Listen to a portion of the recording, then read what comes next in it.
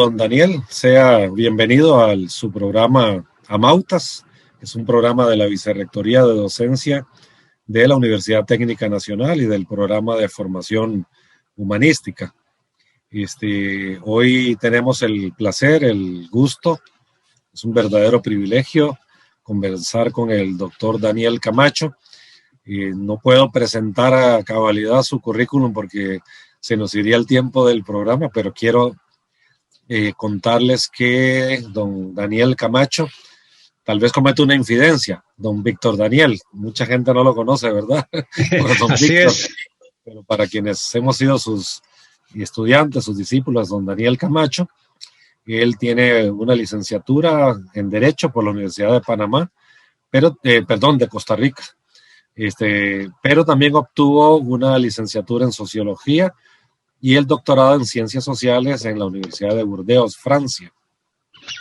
El doctor Camacho es catedrático de la UCR, es director de la revista de Ciencias Sociales, fue director del Departamento de Ciencias del Hombre entre el año 72 y 73, fue secretario general del Tercer Congreso Universitario, decano de las Facultades Sociales, director del Instituto de Investigaciones Sociales, fue un impulsor de la licenciatura centroamericana en Sociología, también ocupó la Secretaría General de Flaxo, fue miembro del Consejo Universitario de la Universidad Nacional de Costa Rica entre los años 87 a 90, miembro del Consejo Directivo de la Editorial Costa Rica, y director interino de investigaciones de la Universidad Estatal de Distancia.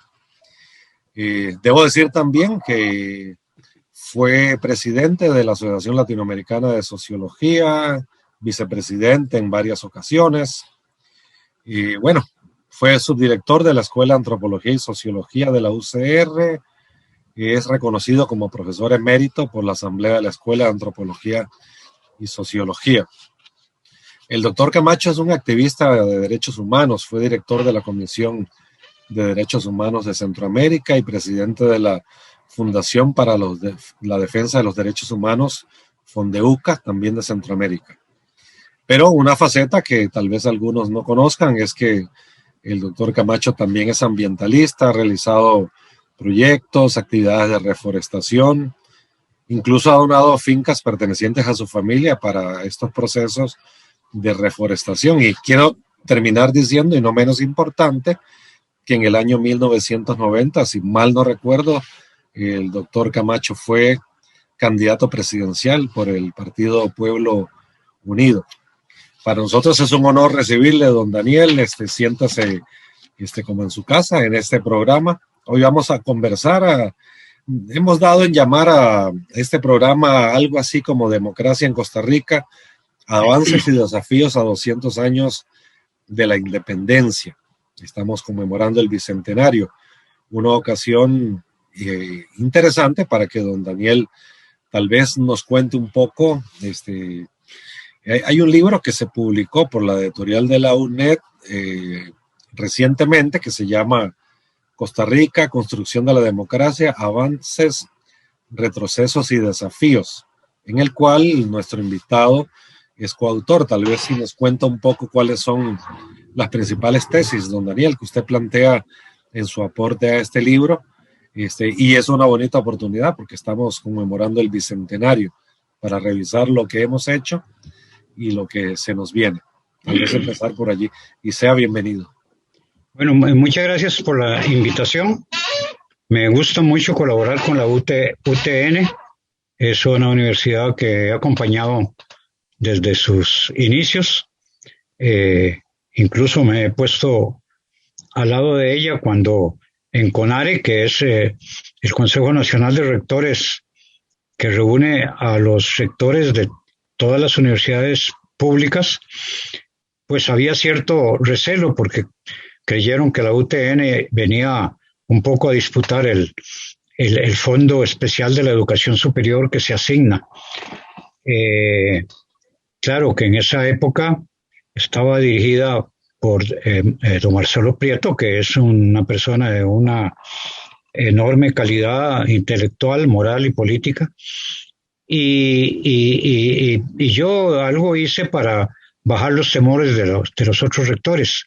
Alguna cosita, algún artículo, alguna cosa. Además por la amistad con don Marcelo. Y ahí he estado acompañándolo a la UTN desde su fundación. Así es que me encanta estar en el marco de la más jovencita universidad de Costa Rica, pero ya con una proyección enorme, ¿verdad? Porque recogió una gran labor que venía haciéndose desde hacía muchos años por los llamados colegios universitarios, que los convirtió en facultades universitarias, ya con otra perspectiva. Y además me complace mucho que usted, Giovanni Bellucci, me invite, porque al fin y al cabo es un sociólogo muy reconocido, pero no en vano, sino por su obra. Incluso su tesis doctoral, publicada en libro precisamente por la UTN, acaba de recibir un premio que da el Colegio de Licenciados, perdón, el Colegio de Profesionales en Sociología de Costa Rica para la mejor obra sociológica publicada en el bienio anterior. Y esta vez era, digamos, especial, era histórica porque es la primera vez que se otorga ese premio. Se va a seguir otorgando cada 2 años. Y la obra de Giovanni Bellucci, con mucho, fue unánimemente declarada vencedora. Es un trabajo que muestra una cosa que desdichadamente se está abandonando un poco en las ciencias sociales y creo yo que en la sociología misma, que es la investigación con métodos participativos, la investigación que en los métodos que sobre todo ese gran sociólogo latinoamericano, colombiano, Fals Borda, puso en el tapete hace 20 o 25 años, fue admitida mucho por aquellas generaciones de sociólogos a las que yo pertenezco y otros alumnos míos pertenecen. Ahora yo veo que se está volviendo un poco más libresca. En cambio, ese libro suyo, Giovanni, premiado, es una muestra de una investigación objetiva, ética, rigurosa, pero también comprometida. Es que una cosa es la objetividad y otra cosa es la neutralidad. Uno no puede ser sociólogo desde una perspectiva neutral. Igual que un médico no puede atender a un enfermo neutralmente. Tiene que ser objetivo para hacer un diagnóstico acertado, el médico. Pero no puede ser neutral, porque está luchando a la par del paciente por curarlo. Esa es la manera de entender la objetividad y la neutralidad en la sociología. Eso lo explico yo en un viejo libro que se usó mucho precisamente en la UNED, que se llama Fundamentos de Sociología. Bueno, no sé si le quedé mucho tiempo, pero... bienvenido. Vea, el asunto de la democracia, ese libro que usted mencionó, que es publicado por la UNED, al final del 2019, no, al final del 2020 creo, pero que luego que es conmemorativo del 40 aniversario del editorial de la UNED, y que sale en el 2021 ya a la luz pública. Lo que pasa es que, bueno, con todo lo que ha pasado, ha tenido más bien no una divulgación como la que se merecía. Somos 5 autores. Yo escribo el primer artículo, que es el que ubica desde el punto de vista teórico y con investigación específica, aunque no de campo, sino, bueno, libresca, lo que acabo de criticar yo mismo. 200 años de luchas por la democracia. Y así se llama no me acuerdo exactamente el título de mi aporte, pero sí se refiere precisamente a 200 años de luchas por la independencia, por la democracia durante la vida independiente. Y yo quisiera meterme aquí un poquito en un asunto metodológico, porque el problema, si usted ve mucho de lo que se ha escrito sobre democracia costarricense,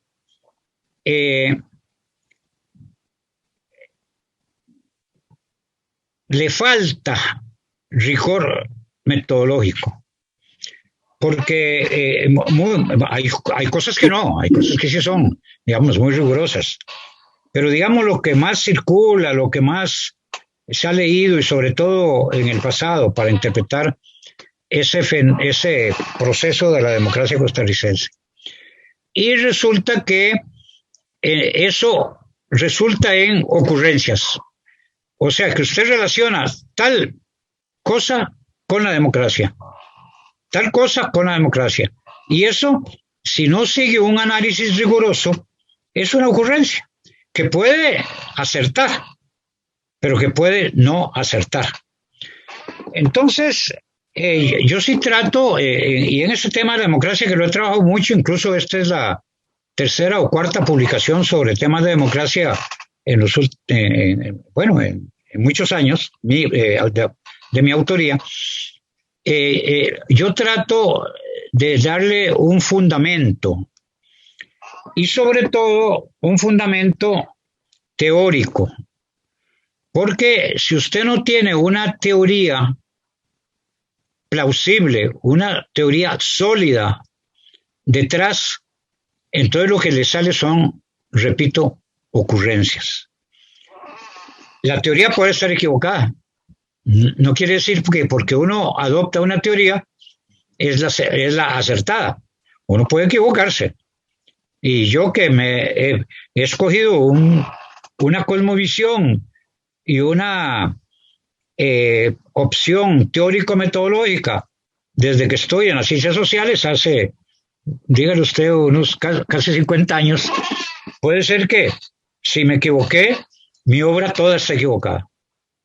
Pero creo que eso es un mal menor, haber hecho interpretaciones sin tener un fundamento, por cosas que se me ocurrieron cuando estaba durmiendo y al día siguiente me acordé y las apunté en un cuaderno.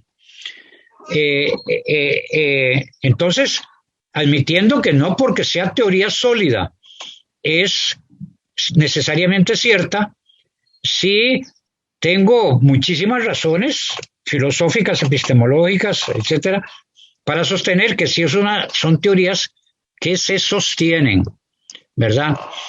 Y yo me muevo, para que quede claro, en las teorías de corte filosófico materialista, que eso no quiere decir, porque la gente se asusta por fenómenos que tal vez ahora podemos tocar. Cuando se habla de materialista, materialista no es que uno sea aliado del diablo, ¿verdad? Y que los idealistas son aliados de Dios, ¿verdad? Eso es una simplificación espantosa que, por cierto, es muy difundida por los medios dominantes de comunicación. Si usted se dice materialista, usted es algo así más o menos como agente del demonio, ¿verdad? Y además alejado de toda vida espiritual. Eso no es así. La vida espiritual es la dimensión del hombre que lo lleva más allá de su pura existencia física. Por ejemplo, la dimensión, la sensibilidad artística, la estética, la solidaridad, la compasión por los demás, el amor al prójimo, para usar una frase religiosa. Yo no soy creyente, pero esa frase es muy bonita. Eso es la vida espiritual, el elevarse más allá de la simple existencia física. Y eso, desde una perspectiva materialista, no solo es posible, sino que es necesario, ¿verdad? El mismo hecho de escoger entre el idealismo y el materialismo, ya usted está haciendo vida espiritual, porque está pensando cuál es la opción que se ajusta más a lo que usted cree que pueda ser un buen análisis. Y dentro del materialismo hay también una corrientes que ya son más epistemológicas, metodológicas. Y yo me ubico dentro de las dentro de la metodología, dentro de la lógica dialéctica. Y le tengo mucha desconfianza a la lógica formal. Entonces, ya en lo concreto, cuando usted, con base en esas bases que son premisas y que, repito, pueden estar totalmente equivocadas, ¿verdad? Y por eso es que no hay que ser dogmático, porque hay que estar revisando incluso las premisas. Entonces, a partir de ahí, usted, ya no, saltándome un montón de reflexiones, porque más bien creo que estoy ocupando demasiado tiempo, usted llega a analizar las sociedades y con base en esa base teórica usa ciertas categorías para el análisis, que son categorías que empatan dentro de su posición teórica, filosófica, epistemológica, metodológica. Y una de las categorías que no pueden de manera alguna dejarse de lado dentro de esta perspectiva es la de las clases y la de la lucha de clases, cosa que también se ha venido abandonando. Gente que era, y por eso yo combato el dogmatismo, hace 35, 40 años o más, absolutamente inconmovibles en tesis como esas, que las clases, ahora, la lucha de clases, y solo de eso hablaban, ahora no quieren ni recordar lo que dijeron o escribieron, para desgracia de ellos, hace 40 o 50 años. Entonces, eso yo no lo condeno. Cada uno tiene su derecho de transitar por los caminos que su libertad le permita. Pero sí, no es una actitud, digamos, constructiva desde el punto de vista del análisis. Entonces, la democracia y las luchas por la democracia costarricense deben, en mi concepto, y yo no lo podría hacer de otra manera, no sé hacerlo de otra manera, descansar sobre esas bases teóricas, epistemológicas y categoriales. Y entonces ahí es donde yo explico la democracia costarricense con una hipótesis consecuente con esa base teórica, perdone, que es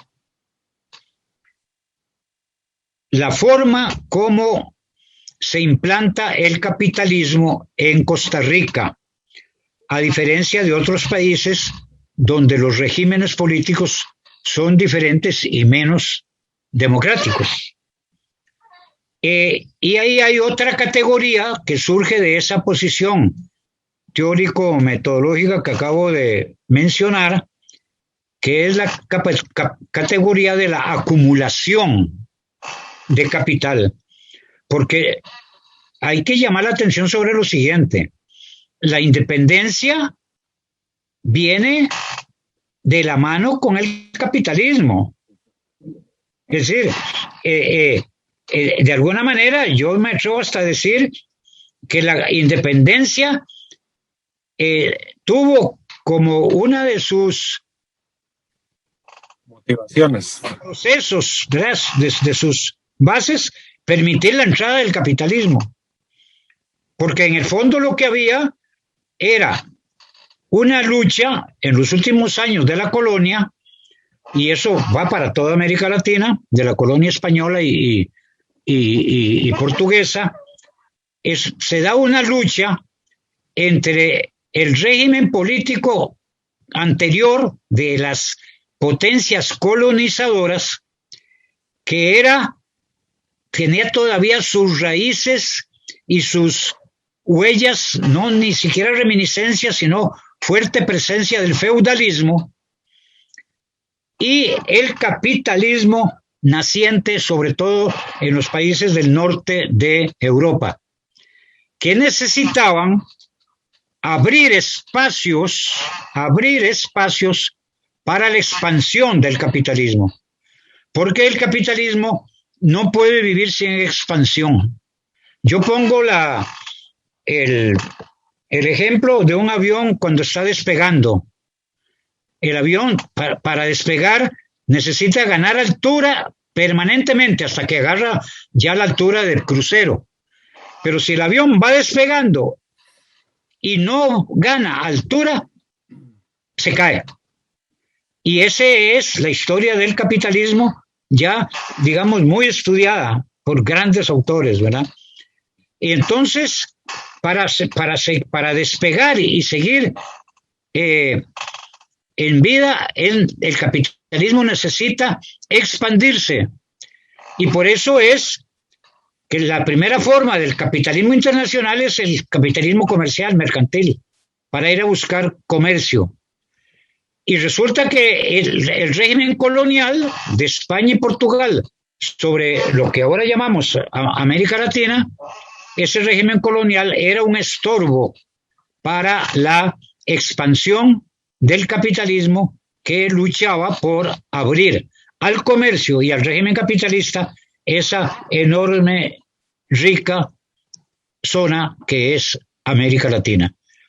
Los Estados Unidos tienen un proceso similar, pero dejémoslo aparte, porque eso fue anterior y ahí no podemos mezclarlo porque si no, no sé, podemos confundir metodológicamente. Esa es... Pero en el caso de Costa Rica hay elementos que usted afirma en el escrito que lo hacen particular ese desarrollo capitalista en algunas condiciones de ciertas libertades democráticas, a diferencia de otros países. Hay unos elementos diferenciadores. Elementos de una grandísima importancia. Y por ahí va mi hipótesis. Y le agradezco la pregunta para aterrizar. Porque resulta que la forma de acumulación, el capitalismo tiene que estar el capital acumulando para que el avión no se caiga, se da de manera diferente en países con una colonia, un régimen productivo colonial oligárquico, a países con un régimen productivo colonial no oligárquico, sino más bien lo que se llama farmer, de la palabra en inglés finquero. Y eso se da, Giovanni, en Centroamérica, fundamentalmente en Costa Rica, en Sudamérica, en Uruguay y en Argentina, ¿verdad? ¿Por qué? Porque eran espacios, centrémonos ya en Costa Rica, porque para no meter a esos otros países en el análisis, porque no me cabrían, no hay tiempo. El espacio, cuando viene en esa última etapa tardía de la colonia, es un espacio vacío, no porque no hubiera indígenas, sino porque los españoles los habían exterminado por dos vías: las guerras, porque los indígenas de Costa Rica fueron muy resistentes y no eran tampoco tan abundantes, y por las enfermedades, cosa que pasó también en los otros países. Enfermedades que trajeron los españoles y que los pueblos originarios no tenían las defensas. Entonces, quedaba muy poco indígena y se recluyeron los indígenas fundamentalmente en la zona de Talamanca. Y el centro del país, que era una aldeíta, no existió la explotación oligárquica como sí existió en otros de los hermanos países centroamericanos, Guatemala, por ejemplo, donde sí los conquistadores españoles tenían bajo su dominio grandes cantidades de tierra con grandes cantidades de población sometidas a un régimen servil. Entonces, tal vez para que usted me diga si lo vamos comprendiendo, en el caso de Costa Rica, por el exterminio de esa fuerza de trabajo que se hubiera requerido incorporarla para el desarrollo del capitalismo, más bien había una escasez de mano de obra y hay una estructura agraria de pequeños latifundios que requieren mano de obra, a diferencia de otros países de la región donde había latifundios más grandes y una mayor explotación de la fuerza de trabajo. y eso va configurando algunos elementos de carácter democrático dentro de la sociedad costarricense desde sus orígenes. A ver si estoy interpretándolo correctamente. Lo he interpretado bien. Si fuera un examen oral, le hubiera puesto un 10. Claro, claro. El español acá tuvo que explotar la tierra. Claro que había latifundios, había gente que había acaparado mucha tierra, pero sobre todo había grandes fincas, pero no tan grandes como para llamarlas latifundios. Y tenía que explotar esa tierra para no morirse de hambre. El español y el descendiente del español, con sus propias manos, las de su familia y alguna mano de obra, pero ni abundante ni servil, ¿verdad? Servir en el sentido de que era como los siervos de la Edad Media, ¿verdad? Claro, en el sentido del feudalismo. ¿Perdón? En el sentido del feudalismo. Exactamente. Entonces, sí, eso va configurando, me imagino, una relación entre ese patrón y la fuerza de trabajo, donde el patrón con su familia también se involucra en la esfera productiva de su propia tierra, junto con algunos jornaleros contratados, a diferencia de grandes latifundios de otros países de la región, donde la patronal está al mando mediante capataces, ¿verdad? Pero no está incorporada en un vínculo cotidiano con la fuerza de trabajo que contrata. Y eso va creando un reflejo ideológico respecto de esas relaciones sociales. Otro 10, Giovanni. ¿Ah, sí? Vea, esa relación de producción tiene una influencia directa en el régimen político. Exacto. Porque vea qué contradicción traía el capitalismo en esa época. Porque el capitalismo, para su expansión, enarbola la bandera de la libertad, porque necesitaba libertad de comercio y sobre todo libertad de contratación de la mano de obra. Entonces, cuando llega a otros países latinoamericanos donde existía esa dominación oligárquica de grandes cantidades de personas con una semiservidumbre, ¿qué hace con la idea de la libertad? Porque al capitalismo le interesa que haya libertad de mano de obra para contratar exactamente la que la empresa capitalista necesita, ¿verdad? Y los otros que se las entiendan, que se las arreglen como puedan. Y si la empresa capitalista necesita más mano de obra, la contrata libremente, entre comillas, entre esa reserva que hay ahí, ¿verdad? Claro, allí hay una tensión que ha sido histórica dentro del capitalismo y cuya discusión se ha vuelto a poner de moda, una tensión entre las libertades democráticas y la libertad de empresa, la libertad de negocio. Los más recientes neoliberales de la Escuela de Chicago han dicho que hay que escoger la libertad de empresa incluso mediante el sacrificio de las libertades democráticas. Eso, sí, que es un debate hoy, expresa de manera muy bien lo que usted nos está narrando de los orígenes, esa tensión. Exactamente. Entonces, vea qué interesante. Para convertirse en sociedades capitalistas necesitan tomar la bandera de la libertad. Pero resulta que esa mano de obra supuestamente libre contratan la necesaria y hay un excedente de mano de obra, ¿verdad? Como lo acabo de explicar, potencialmente rebelde y a veces no tan potencialmente, a veces activamente rebelde.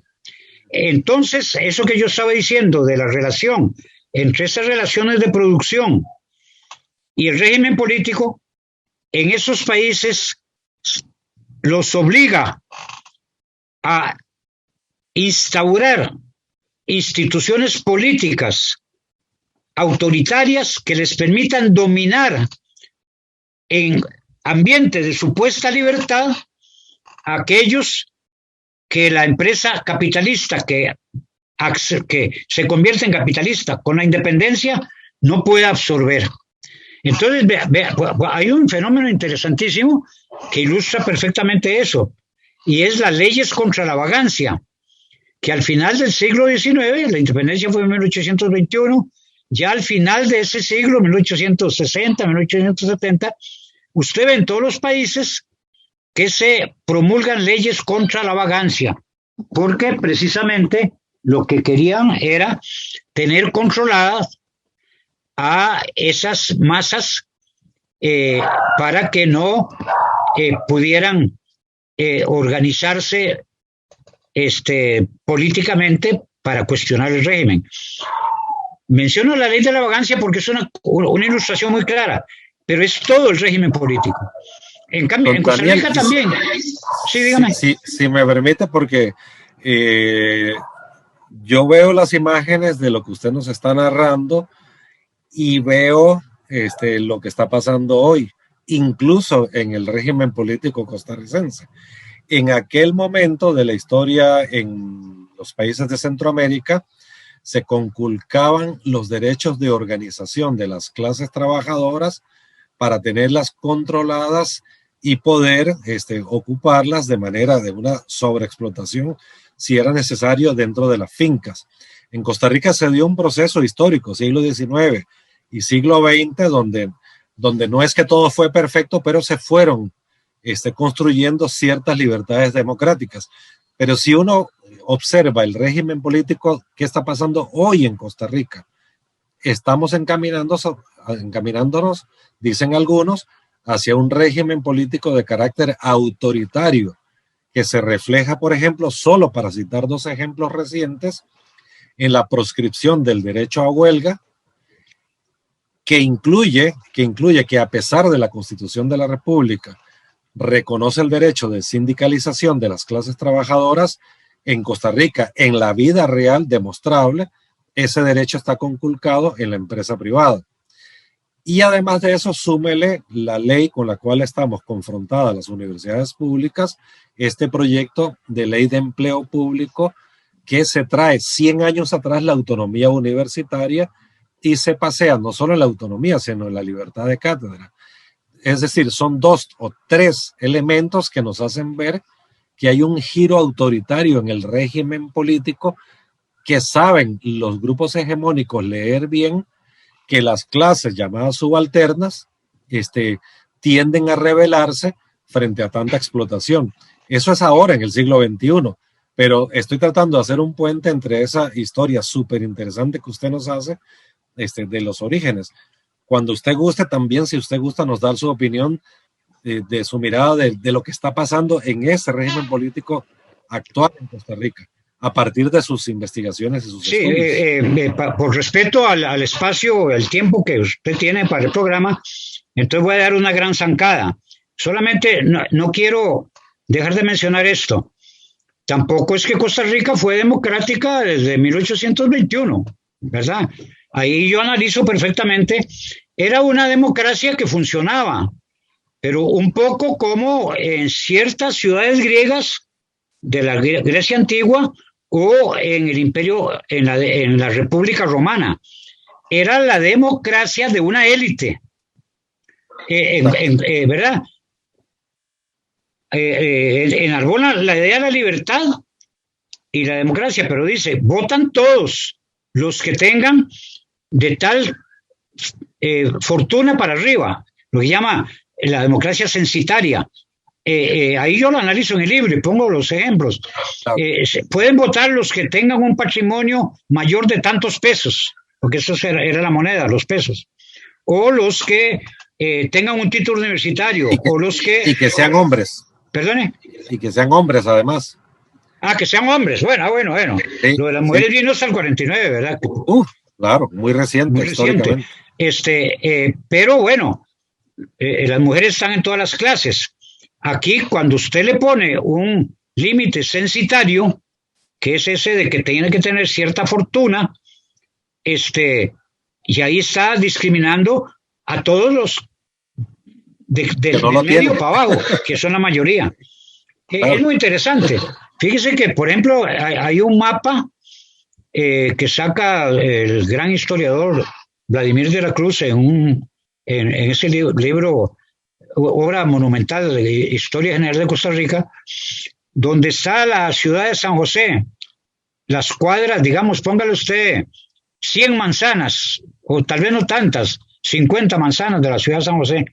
Y entonces están las casas de la familia Juan Rafael Mora, de Castro Madrid, etcétera, etcétera, los de los Montealegre, que eran enemigos políticos entre ellos, ¿verdad? Porque unos eran un poco más conservadores, otros un poco más liberales, etcétera. Todos viven en ese bloque, eran vecinos, además casados entre ellos, ¿verdad? Entonces, por eso el libro se llama Construcción de la Democracia. Eso fue avanzando, no puedo. La época más brillante de la democracia costarricense comienza con un supuesto dictador, Tomás Guardia, 1870 y tanto, y termina ya con los gobiernos de Oscar Arias, incluso comenzó desdichadamente con Luis Alberto Monge, porque le tengo mucho aprecio, etcétera, que es cuando entra el neoliberalismo. Pero quiero decirle esto.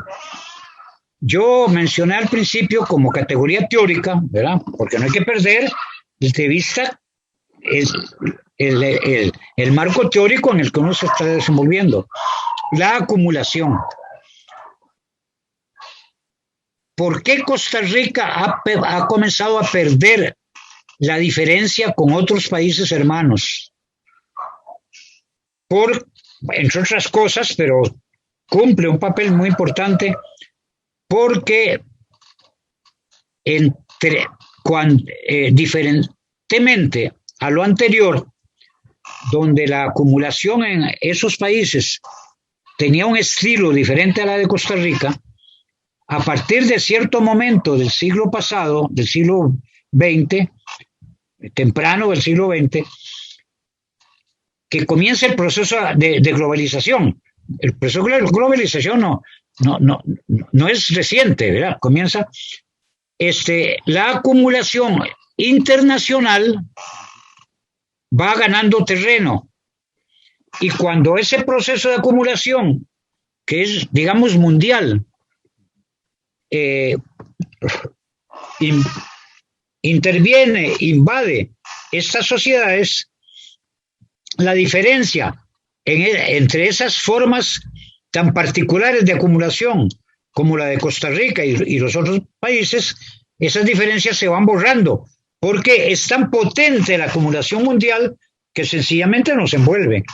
Esa es la explicación teórica que doy, Giovanni, a ese fenómeno que usted ha señalado también, de que el régimen político de Costa Rica está cambiando y cada vez estamos perdiendo más esa singularidad que incluso en época de liberalismo elitista, pero más tarde, ya con la época del reformismo, Tomás Guardia, los liberales, los socialcristianos con Calderón Guardia, los socialdemócratas y el ingrediente de la Iglesia Católica progresista, y por supuesto la participación de ninguna manera despreciable y que hay que reconocer del Partido Vanguardia Popular de tendencia comunista. Todo ese proceso que fue posible en una Costa Rica que se diferenciaba por la forma de acumulación, que de veras era diferente, se va borrando en la medida en que la acumulación ya no radica tanto en las relaciones productivas internas de cada uno de nuestros países, sino en una relación de todas estas sociedades con una forma de acumulación global que barre todo. Y de ahí es donde viene, digamos, por ejemplo, en este momento, por si acaso alguien lee esto, el siglo entrante, estamos en la década 20 del siglo XXI.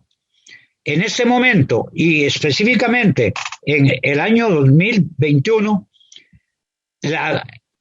la, lo que llaman, mal usado el nombre, clase política, digamos, la categoría política de este país, o sea, los que tienen algún grado de poder, diputados, ministros, medios de comunicación, presidentes, jueces, etcétera, esos están alineados totalmente con lo que conviene a esa nueva forma de acumulación. Y ahí cumple un papel muy importante lo que en un libro viejo mío, La dominación cultural en su desarrollo, que acaba de ser, bueno, hace 2 o 3 años me lo reeditaron conmemorativamente, estudio yo, que es cómo, desde el punto de vista de la ideología, se va dominando todos los espíritus.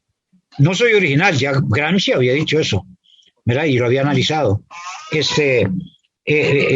Debo reconocer que yo no me inspiré mucho ahí en Gramsci, no lo conocía muy bien en ese tiempo, pero esa dominación, entonces aquí la gente está convencida incluso de cosas absolutamente falsas. Toda esa categoría, ese sector que tiene la decisión política, por ejemplo, están convencidos de que el problema del país es porque la planilla del Estado es muy grande.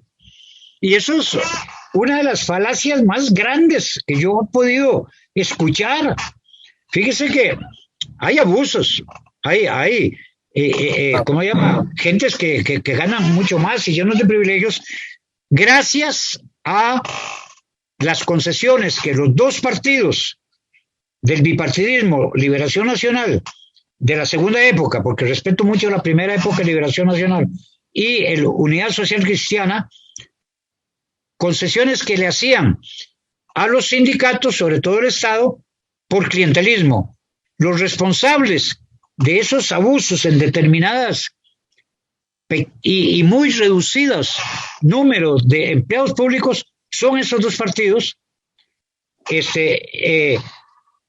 pero que la planilla del Estado sea la causante del déficit fiscal, de la deuda externa, de la pobreza, hasta de los pecados, eso es una falacia absolutamente demostrable. Y es una falacia para esconder que el problema real grande lo tenemos por la enorme evasión e ilusión fiscal de grandes millonarios y de grandes empresarios que evaden de manera galopante, pero hay que echar la culpa a alguien, ¿no? Y los empleados públicos, sí, los sindicatos y ahora las universidades públicas. Siempre hay que construir un enemigo. En una reunión con un ministro de Hacienda de un gobierno anterior, una reunión grande que él convocó para, por cierto, había sido alumno mío, o es alumno mío, y me convocó a mí porque me respeta. Yo le saqué un número aplastante. La evasión fiscal representa la evasión, ya no estoy diciendo la elusión, es decir, evasión, impuestos que debían pagar y no se pagaron, y tenía un porcentaje del Producto Interno Bruto muy parecido al de la deuda externa. Entonces, ahí eso sí no es falacia, ¿verdad? Y claro que eso tiene una orientación ideológica. Daniel, pero dígame. Por la duración de la plataforma que utilizamos, muy pronto puede ser que se nos corte. ¿Cómo no? Entonces déjeme decir. Quería pedirle más bien un pequeño cierre, si usted nos permite, porque con usted queríamos conversar mucho más y probablemente lo vamos a molestar para seguir conversando. Con mucho gusto. Es una experiencia de aprendizaje. Sí, lo más importante es esto. Por supuesto que con todos estos problemas hay una gran frustración en la gente. Incluso cuando salen a manifestarse a veces no saben ni por qué. Es porque hay una enorme frustración. Y para decirlo rápido, la otra amenaza de autoritarismo, porque esta es un poco más institucional, la que está mencionada, pero la otra gran amenaza es que esta frustración lleve al elegir en puestos de gran influencia pública como diputados o presidente agentes de personalidad autoritaria, como Bukele en El Salvador, como Bolsonaro en Brasil, como Trump en los Estados Unidos. No O estamos, como Álvaro Uribe, para mencionar algo muy vigente. algo muy actual, no estamos lejos de eso en Costa Rica. Ahí están esas figuras, ahí están. El peligro, además, de las figuras del fundamentalismo religioso. Sí, pero ese sí ya se vino para abajo, porque Sí, demostró toda la pudredumbre que hay disputándose entre ellos por retazos de los fraudes que hicieron, etcétera. Ese viene para abajo. Yo a ese no van a sacar diputados, pero vio que le fue muy mal en las elecciones municipales. Sí. Pero lo que a mí más me preocupa es esas figuras, y ahí hay un par de ellas mesiánicas que podrían tener un apoyo por la frustración de grandes sectores que votan inconscientemente. Esa es la mayor amenaza, además de la que usted ha mencionado, que es ese sector político totalmente convencido de tesis neoliberales que ya demostraron su fracaso en otras latitudes y que quieren impulsar acá. Con eso, don Daniel, le agradezco muchísimo. Ahí vamos a molestarlo para seguir conversando más adelante. Realmente conversar con usted es una escuela, es un aprendizaje, siempre es refrescante. Quiero agradecerle muchísimo su tiempo. Sabemos que usted es una persona súper ocupada, súper requerida por los círculos académicos y demás. Entonces, para nosotros es muy significativo su participación y su aporte en este programa. Quiero desearle que tenga feliz tarde y que nos sigamos cuidando mucho con este tema de la pandemia. Sí, así que muchísimas gracias por la invitación. No, gracias a usted y que tenga muy buenas tardes. Hasta luego. Hasta luego.